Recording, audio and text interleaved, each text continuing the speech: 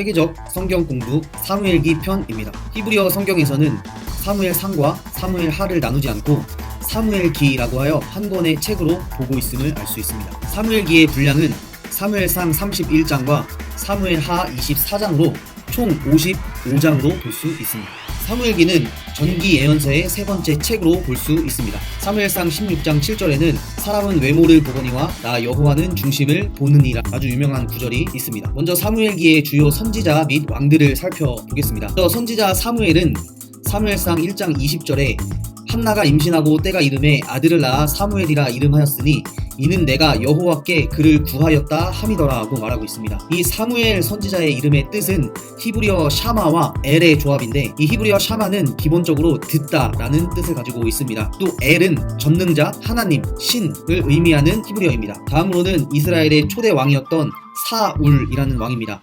이 사울은 히브리어 샤알이라는 기본 동사에서 나온 이름인데, 샤알이라는 기본 동사의 뜻은 문의하다, 요청하다, 간청하다, 요구하다 라는 뜻을 가진 단어입니다. 이스라엘의 두 번째 왕이었던 다윗 왕은 히브리어 명사인 도드, 사랑이라는 뜻에서 나온 단어입니다. 학자들은 사무엘과 열왕기를 통틀어 이스라엘의 왕들에 관한 에피소드, 이스라엘 왕들에 관한 이야기로 읽고 있습니다. 사무엘상을 시작하는 이야기는 어린 사무엘을 성소로 데려오는 한나에 관한 이야기로 시작됩니다. 사무엘상 1장 3절에 보면 깡패 형제 홈니와 비느하스가 나오는데, 사무엘상 2장 18절은 이렇게 기록합니다. 개역개정에서는 엘리의 아들들은 행실이 나빠 여호와를 알지 못하더라. 히브리어 성경을 직역해보면 엘리의 아들들은 불량했다, 여호와를 알지 못했다라고 기록합니다. 여기서 말하는 이 불량했다라는 단어는 쓸모없다, 파괴하다, 악하다, 불경건하다, 사악하다, 부패하다 등을 말하는 단어입니다. 결국 이 비느하스라는 이름의 뜻은 히브리어 폐, 입을 뜻하는 폐와 뱀을 뜻하는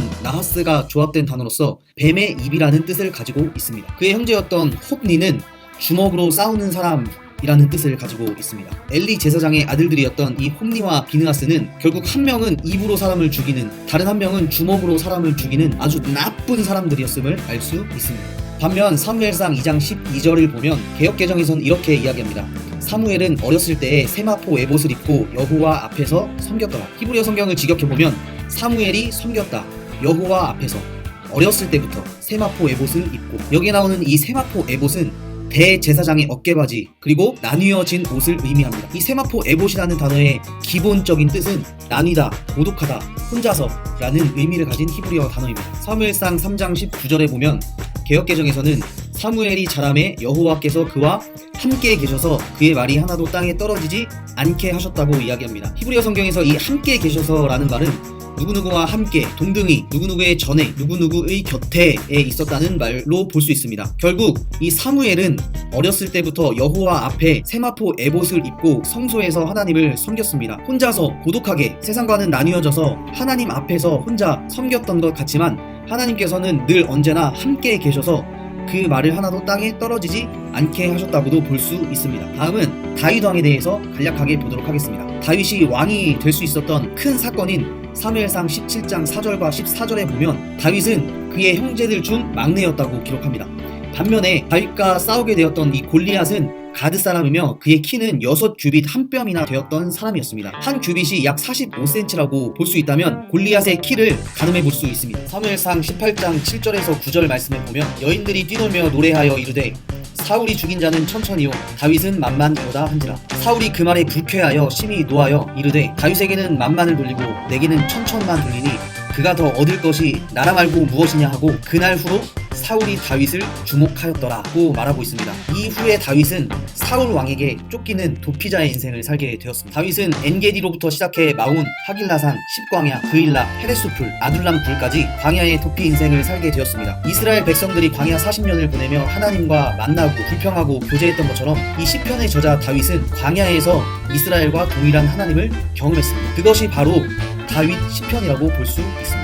현재 이스라엘 엔게디 광야에 가보면 현대판 다윗을 만나실 수 있습니다. 다윗 역시 도피하며 목이 마를 때 이렇게 물을 먹지 않았을까요? 다음은 사무엘하 11장 다윗의 범죄에 대해서 한번 살펴보도록 하겠습니다. 1824년부터 1904년까지의 레옹 제롬의 밧세바라는 작품입니다.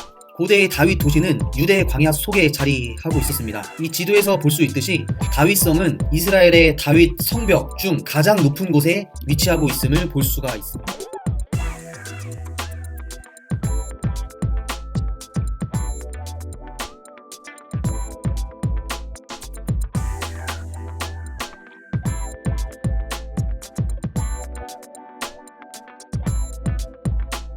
현재 이스라엘에 가보면 예루살렘 성벽 둘레길을 걸을 수 있는 성벽 투어가 있는데요. 저와 함께 이 성벽을 돌아보면서 다윗의 심정을 한번 느껴보도록 할까요? 사무엘하 11장 1절에서 2절 말씀을 보면 그 해가 돌아와 왕들이 출전할 때가 되매 다윗이 요압과 그에게 있는 그의 부하들과 온 이스라엘 군대를 보내니 그들이 암몬 자손을 멸하고 랍바를 에워쌌고 다윗은 예루살렘에 그대로 있더라. 저녁 때에 다윗이 그의 침상에서 일어나 왕궁 옥상에서 거닐다가 그곳에서 보니 한 여인이 목욕을 하는데 심히 아름다워 보이는지. 다윗도 이렇게 성벽을 거닐고 있었을 것 같습니다. 아마 다윗이 보았던 풍경도 이와 비슷하지 않았을까요? 저 옆 옥상에 밧세바는 아니지만 안테나 수리공이 보입니다.